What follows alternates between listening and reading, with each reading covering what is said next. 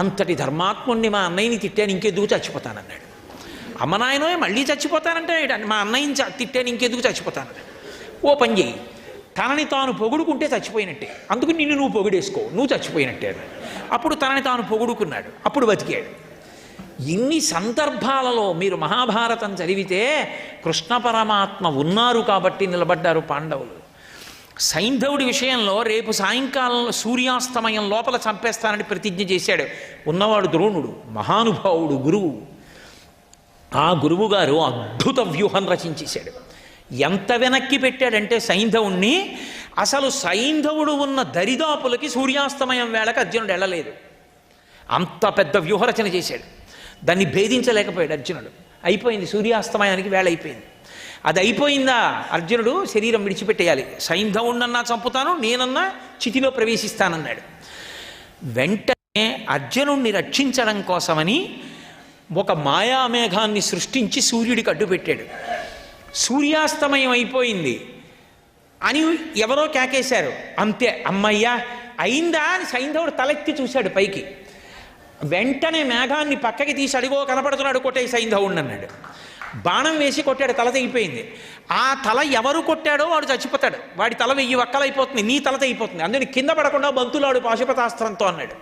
పాశుపతాస్త్రం వేసి బంతులు ఆడుతూనే ఉన్నాడు. అలాగా ఎంతసేపు బంతులాడినిలా ఈ తలకాయతో ఎప్పుడు కింద పడాలన్నాడు. అది పాశుపతాస్త్రం కనుక సంకల్పం చేసి హిమాలయ పర్వతాలలో ఇతనిడి కన్న తండ్రి తపస్సు చేస్తున్నాడు, అతని ఒళ్ళో పడేటట్టు కొట్టన్నాడు. ఆయన ఒళ్ళో పడేటట్టు కొట్టాడు. ఆయన తపస్సులో ఉన్నాడు, ఒళ్ళో పడింది తల. కళ్ళు తెరిచి చూశాడు, తల ఒకటే ఉంది. తలని కింద పడేశాడు. ఎవడు తల కింద పడేటట్టుగా కొడతాడో వాడి తల 1000 వక్కలవుతుంది, తండ్రి తల 1000 వక్కలైపోయింది. ఎందుకు అలా అయిందని అడిగాడు అర్జునుడు. వాడి తండ్రి ఆ పిల్లవాడు పుట్టినప్పుడు అశరీరవాణి పలికింది, వీడి తల తెంపేటటువంటి వాడు ఒకడు పుడతాడు అని. తండ్రి కొడుకు మీద వ్యామోహంతో ఒక మాట అన్నాడు, ఎవడు వీడి తల తెంపుతాడో వాడి తల 1000 వక్కలైపోతుందన్నాడు. కాబట్టి నువ్వు తెంపేస్తే, నువ్వు పడగొట్టేస్తే ఆ తలని నీ తల 1000 వక్కలైపోతుంది. శాపం ఇచ్చిన వాడే కింద పారేస్తే వాడి తల 1000 వక్కలైపోతుంది, అది వాడి ఒళ్ళో పడెట్టుకోవటమన్నాను అన్నాడు.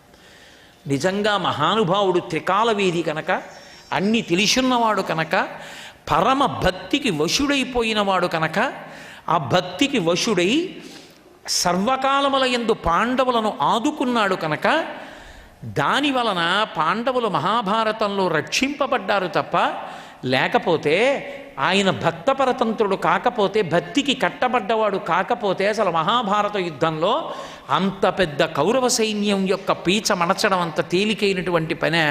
అందుకే అంటాడు నారదుడు, కామోత్కంఠత గోపికల్ భయమునన్ కంసుండు వైరక్రియా సామగ్రించి చుపాల ముఖ్య నృపతుల్ సంబంధులై వృష్ణులన్ ప్రేమన్ మీరలు భక్తి మేము ఇది చక్రింగంటి మెట్లైన ఉద్ధామధ్యాన గరిష్ఠులైన హరిచందన్ వచ్చు ధాత్రీశ్వర అంటాడు. ఏ భావనతోనైనా సరే కృష్ణుణ్ణి పట్టుకుంటే చాలు, కృష్ణుని ఎందే ఐక్యం అవుతారు. అందుకే కామోత్కంఠత గోపికల్, కామంతో గోపికలు పట్టుకున్నారు. భయమునన్ కంసుండు, భయంతో కంసుడు పట్టుకున్నాడు. వైరక్రియా సామగ్రించి శిశుపాల ముఖ్య నృపతులు, శత్రుత్వంతో శిశుపాలాదులు పట్టుకున్నారు. సంబంధులై వృష్ణులు, మా బంధువు అని వృష్ణువంశం వాళ్ళు పట్టుకున్నారు. ప్రేమన్ మీరలు, నారదుడు ధర్మరాజుకు చెప్తున్నాడు, ప్రేమతో మీరు పట్టుకున్నారు, భక్తి మేము భక్తితో పట్టుకున్నాం. ఇది చక్రింగంటిమి ఎట్లైన నుద్ధామధ్యాన గరిష్ఠులైన హరిచందన్ వచ్చు ధత్రీశ్వర. ఏ భావంతోనైనా సరే కృష్ణుణ్ణి పట్టుకున్నవాడు కృష్ణుని ఎందే లయమైపోతాడు. మిగిలిన భావాలతో పట్టుకోవడం ప్రమాదకరం. బతికినంత కాలం చచ్చిపోయినప్పుడు బతుకుతాడు. కంసుడు బతికుండి ఏం సాధించాడు? ఎప్పుడూ భయమే. భక్తితో ఉన్నవాడు భక్తితో బతికి భక్తితో ఈశ్వరుని యందు ఐక్యమైపోతాడు. అందుకే భక్తి ఎప్పుడూ కూడా ఉండవలసినటువంటి లక్షణం. అందుకు చెప్తున్నారు భాగవతంలో, జ్ఞానులచే మౌనులచే యోగులచే దాన సంవిధానులచే తన్ పూని నిబద్ధుండగునే శ్రీనాథుడు భక్తియుతుల చేతన్ బోలన్. భక్తియుతుల చేత కట్టబడినట్టుగా ఆ కమలలోచనుడైనటువంటి కృష్ణుడు ఎవరి చేత కట్టబడతాడు? అమ్మ రోటికి కట్టేసింది, లోపలికి వెళ్ళిపోయింది. ఇక్కడ ఏమీ తెలియని పిల్లవాళ్ళ ఆడుకుంటూ 2 మద్ది చెట్ల మధ్యలోకి ఆ రోటిని లాక్కెళ్ళాడు. ఆ 2 మద్ది చెట్లు ఈ రోటి చేత బాగా కొట్టబడ్డాయి. ఈ రోటి యొక్క స్పర్శకి, దీని యొక్క ఒత్తిడికి 100 దివ్య సంవత్సరముల నుండి పెరిగినటువంటి వృక్షములవి. అవి పెళపెళ ధ్వనులతో నేల కూలిపోయి అందులోంచి ఇద్దరు దివ్య పురుషులు ఆవిర్భవించి వాళ్ళు కృష్ణ పరమాత్మతో చెప్పారు, ఆయనకి తెలియదని కాదు, మేమిద్దరం నలకూబర మణిగ్రీవులం, కుబేరుని యొక్క కుమారులం. కుబేరుడికి పరమశివుడి చెలికాడు. పరమశివుడి యొక్క అండ ఉందని, ఐశ్వర్యం ఉందని అహంకారం పొంది అక్కడ ఉన్నటువంటి ఆకాశగంగా జలాలలో గంధర్వ కాంతలతో కలిసి ఆడుతూ పాడుతూ జలక్రీడ చేస్తూ గడుపుతున్నాం. ఈలోగా మహానుభావుడైనటువంటి నారద మహర్షి అటుగా వచ్చారు.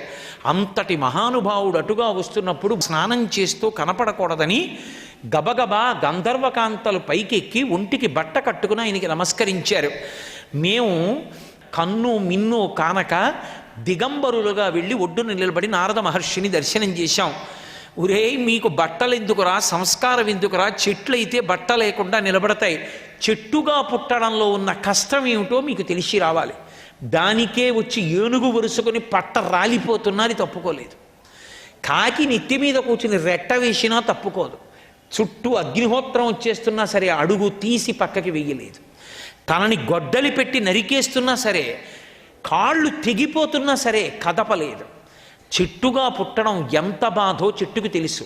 అందుకే బట్టలు లేకుండా నిలబడ్డారు కనుక చెట్లగా పుట్టండి, వెళ్ళి నందవ్రజంలో పుట్టండి, అక్కడ 100 దివ్య సంవత్సరములు ఉండండి. ఒకనాడు పరిపూర్ణావతారంగా కృష్ణుడు వస్తాడు. ఆయన పాద స్పర్శ చేత మీకున్నటువంటి శాపము విమోచనమవుతుందన్నాడు. సర్వం శ్రీ ఉమామహేశ్వర పరబ్రహ్మార్పణమస్తు. స్వస్తి.